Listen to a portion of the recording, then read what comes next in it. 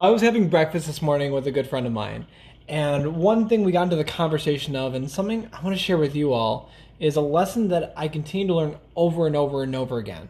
And I think it's really going to resonate you when you start to communicate with other people. This past summer, I volunteered at GYLS, Group Youth Leadership Summit, which was a 5-day program for kids aged 14 to 16 to have their own version of a Tony Robbins event, going through the Tony Robbins Foundation, and just to experience and to have fun. And of course, me, Donald Artiaga, knowing everything and having had work in the Boy Scouts with a bunch of scouts way back in the day, I could handle it, right? Most part, it was fine.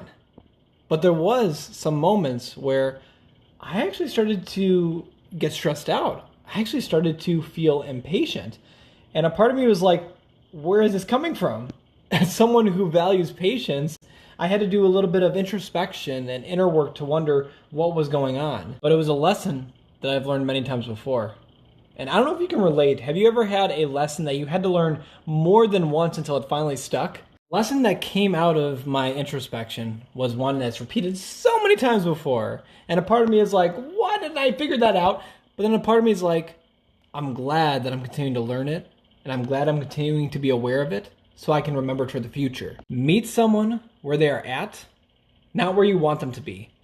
Meet someone wherever they are at in their life, on their journey, not where you want them or hope they're going to be.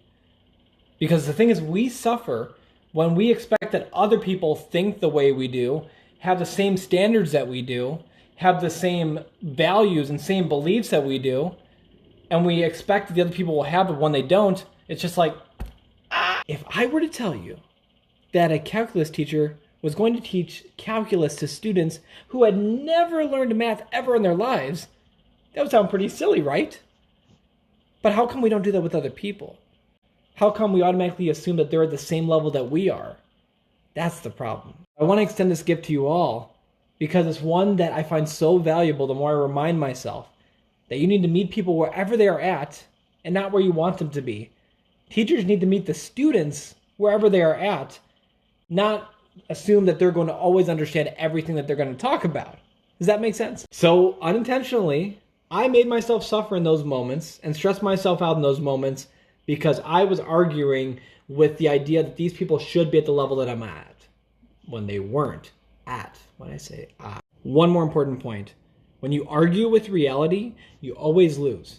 When you argue with how things should be versus how they actually are, you're always going to make yourself suffer.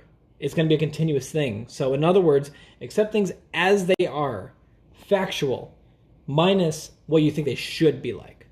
And then things are going to be a lot simpler.